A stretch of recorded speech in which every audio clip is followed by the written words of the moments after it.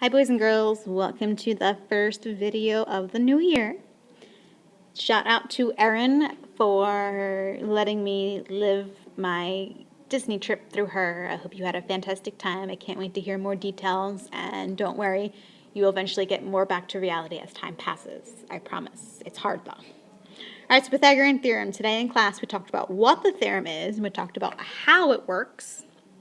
Now I'm going to kind of show you how we use it, and we're going to complete that full duel. So I hope you have your notes. If you don't, take out a piece of paper because you're going to want to write this down. So what is the Pythagorean theorem? It's that thing that says a squared plus b squared equals c squared. What does that mean? It means when we have a right triangle, remember we see the arrow. So if you draw an arrow from the right angle to the opposite side, that's the hypotenuse, that's side C. Then you have sides A and B. If we were to draw a square off of each side, then the areas of the two smaller squares combine together. So combine means add equals the area of the larger square. So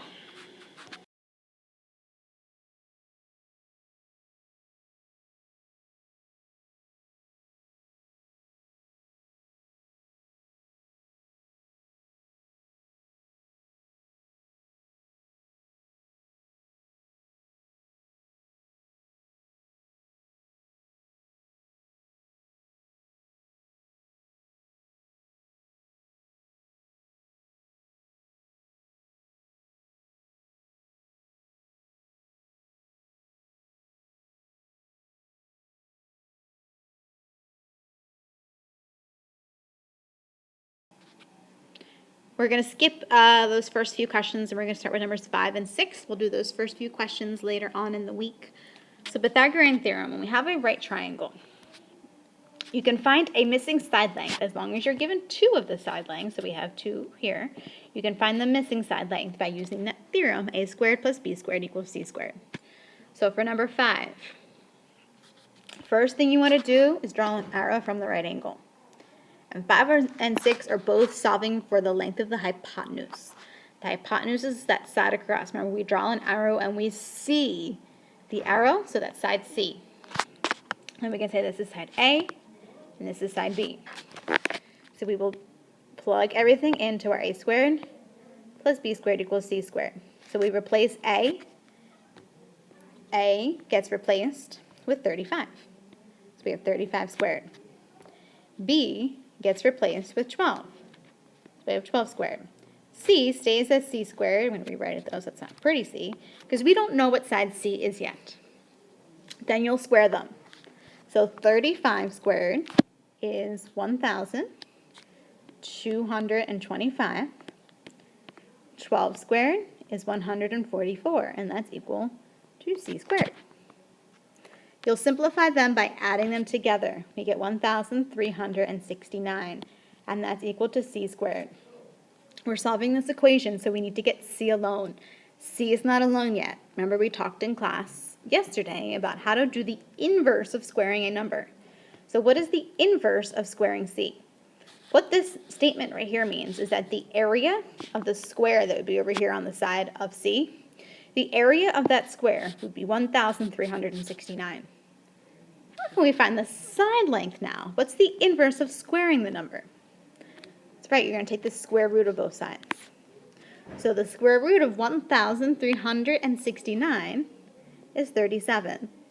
So that means the length of C, the length of the hypotenuse, is 37 centimeters. Okay. All right, let's try number 6. So I'm going to draw an arrow from your right angle. That's side C. Okay. We label A and we label B. So we have our formula a squared plus b squared equals c squared. You plug in what you know. A, so we're going to replace A with 16. So that's 16 squared. B, we're going to replace B with 12. So that's 12 squared. We don't know what C is, so that stays as c squared. Then you square them. 16 squared is 256. 12 squared is 144, and that equals c squared. Add these together. 256 plus 144 is 400, equals c squared. We're not done yet. This 400 gives us the area of the square off of side C here. It's the area of the square here. We don't want the area, we want the side length of C. So the inverse of squaring that number is to take the square root. So you'll take the square root of both sides. Square root of c squared is c, it undoes that, and the square root of 400 is 20. So that means c is equal to 20 inches. They're not always going to be perfect squares. They're not always going to be whole numbers. A lot of times they'll be decimals. Okay, we're going to look at that more. So everything that we're looking at right now in these examples are whole numbers, but tomorrow we'll see some more that are decimals. It's okay, don't be afraid of them. All right, let's go to the next examples.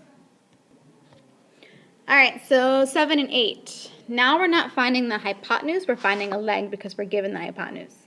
Again, your first step is to always draw the arrow from the right angle. We see the arrow, so that's side C.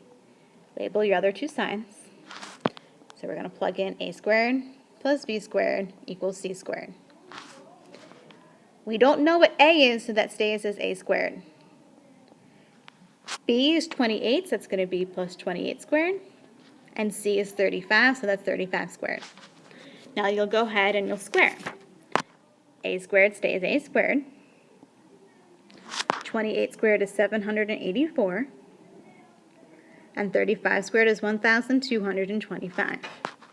Now we're solving equations. How do we get that a squared alone? You have to first cancel the constant. The constant is the 784. How do we cancel that? The inverse of adding is subtracting. So you'll subtract 784 from both sides. Okay, so a squared equals 1,225 minus 784 is 441. We're not done yet. A isn't alone. To undo squaring a number, you take the square root. So the square root of 441 is 21. So that means the side length of A is 21 centimeters. Okay. And number 8. First step, draw your arrow. We see the arrow, so that's side C. Label your other two sides. So we have a squared plus b squared equals c squared. A is 24, so you can replace a with 24. We don't know what b is, so that stays as b squared, and c is 25, so we're going to replace c with 25. And then we square. 24 squared is 576. 25 squared is 625. To get b squared alone, you're going to subtract 576 from both sides. B squared is equal to 49. Are we done? No, we have to take the square root of both sides. So b is equal to 7 inches. Okay, remember these two sides, you're finding the leg, not the hypotenuse. The biggest mistake students make with this is they forget when they're adding and when they're subtracting. So when are you finding the hypotenuse and when are you finding the leg? Be careful. Draw your arrows and label. I know all those extra steps that you never want to do. Please make sure you're doing them. All right, have a good night. Bye.